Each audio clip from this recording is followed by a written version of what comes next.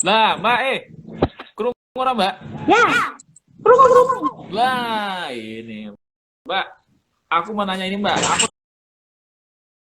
terus muridnya udah sampai 300-an. Kalau aku mau daftar, misalkan, mahal nggak sih, Mbak? Jadi murid tarinya Mbak ini? Oh, gampang, Mas. Iya, Kalau Mbak. mau jadi murid saya itu yang pertama itu minat dulu. Jadi Mas Mm-mm. Rizal harus minat dulu. Jadi sebenarnya harus Oke. info dulu. Ah, terus? Terus kalau mau belajar nari tempatnya itu nggak mahal-mahal kok. Nggak mahal-mahal kok. Piro, Mbak? Ada yang per Berapa? bulan 30.000. Ada yang per bulan 30.000, Paling Hah? mahal 60.000 per bulannya. mahal 60.000 per bulannya. Lah kok beda-beda gitu, Mbak, harganya, Mbak? Ya, jadi kan ada beberapa itu murah cuma 30.000 per bulan. Kalau Hmm. yang Sanggatar sudah pentas di televisi swasta Hmm. itu 60 juta, 60 juta, 60.000 Oh, bulan. kaget aku, Mbak, 60 juta, Mbak.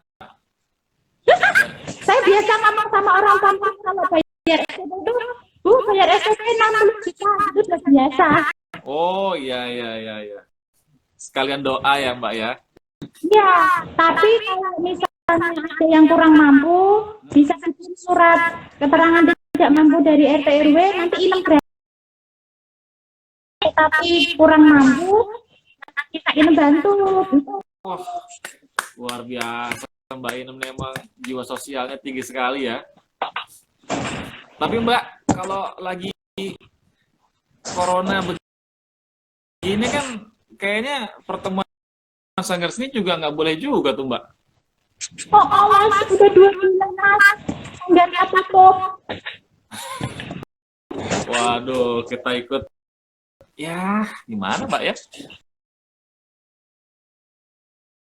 Bantuan, kalau biasanya Mbak Inem tuh ngasih bantuan ya dari apa yang ada di tas aja gitu kan. Ada di tasnya apa, ketemu orang, kasih gitu. Nah, tapi kemarin juga kayaknya lagi ikut galang bantuan juga untuk corona ini ya. Ada masker segala macam gitu ya. Ya,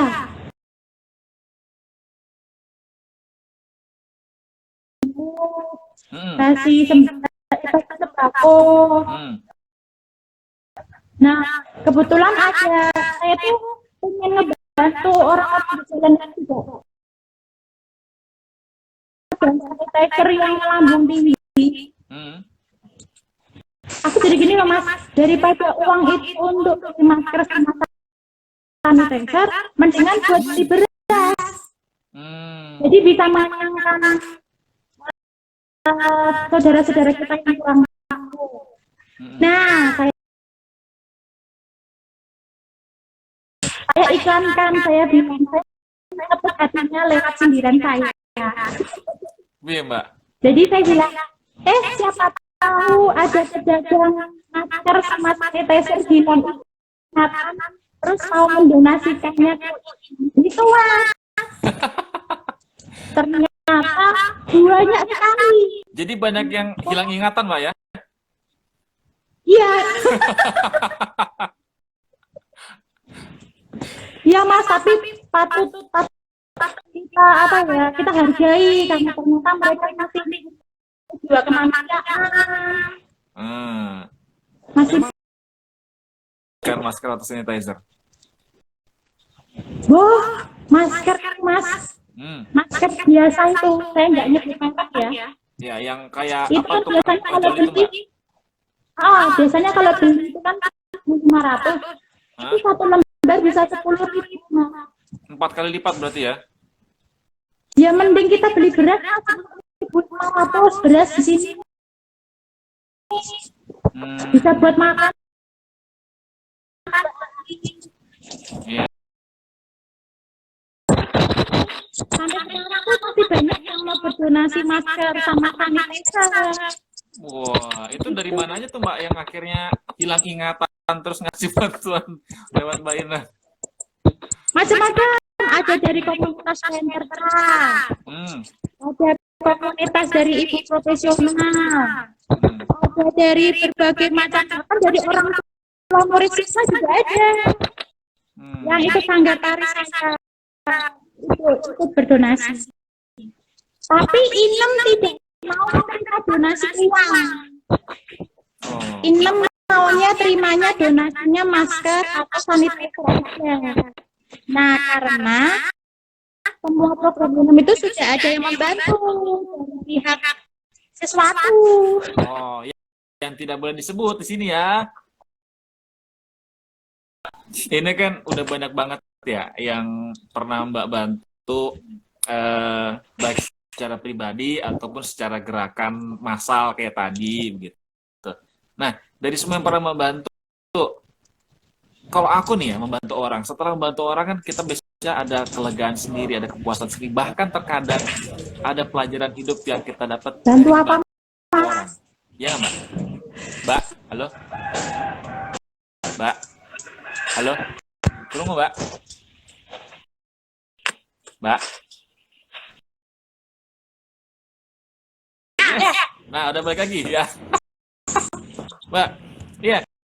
Halo? Yang dibantu Mbak udah banyak banget nih.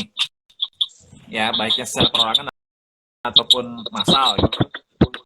Dari pengalaman Mbak, ya membantu siapa sih Mbak yang paling kira-kira berkesan, bahkan dari membantu itu ada pelajaran hidup yang bisa diambil? Yang pernah Mbak bantu? Jadi pernah nih, Inem ngebantu penderita ada di postingan yang jendol-jendol badannya semua itu. Oke. Nah, Inem datang ke sana. Nah, sempat Inem itu tanya sama simbahnya itu, Mbak, simbah mau apa? Nah, simbahnya itu bilang sama saya begini, saya sudah senang Mbak Inem datang ke sini karena saya terhibur. Saya pengen ikut semuanya. Itu dia pengen nggak mau merasakan lagi kesakitan tumor di tubuhnya. Kemudian ini bilang sama nanti juga minta tolong sama temennya ini doain Simbah supaya segera sembuh.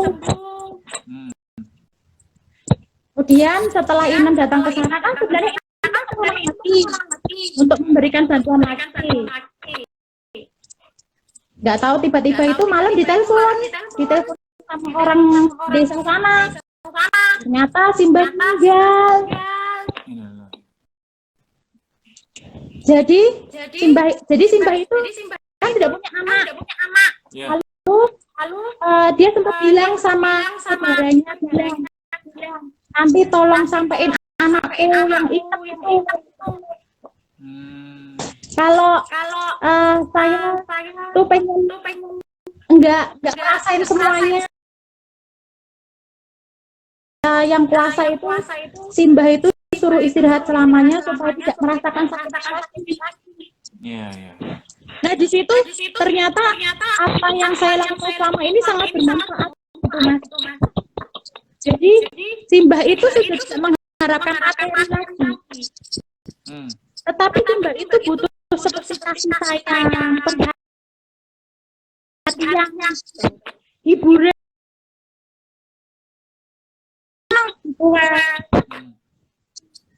Nah dari situ akhirnya saya akan lakukan ini seterusnya seperti ini, bukan hanya sekedar berbagi, tetapi juga bercanda dan tawa. Karena yang utama itu. Jadi banyak sekali target yang saya datangi itu selalu bilang begitu, Mbak Ina, besok kesini lagi ya Mbak Ina, nggak usah bawa sembako nggak apa-apa, yang penting Mbak Ina kesini. Oh, jadi saya kalau mau menjadi tempat untuk mendengarkan keluh kesah, itu sudah cukup banyak membantu masyarakat ya, Mbak? Iya, betul. Luar biasa. Karena mereka Mbak, kurang perhatian. oke Mbak, terakhir nih ya. Ini aku menjaga momen mumpung sinyalnya lagi bagus sebelum nggak karuan lagi. Ini pertanyaan terakhir tapi paling penting nih Mbak. Nih aku Apa? minta tips dari Mbak Inem Jogja yang motonya sedikit waras, hobinya jalan-jalan. Corona yang sudah banyak membuat orang cukup stres karena keterbatasan segala macam, bahkan nggak bisa keluar secara macam kebebasan yang merasa terenggut. Gimana caranya untuk menjaga tetap waras, Mbak? Ya, gini ya Mas. Memang wabah corona ini sangat membahayakan, sangat berbahaya. Tapi kita tidak perlu panik.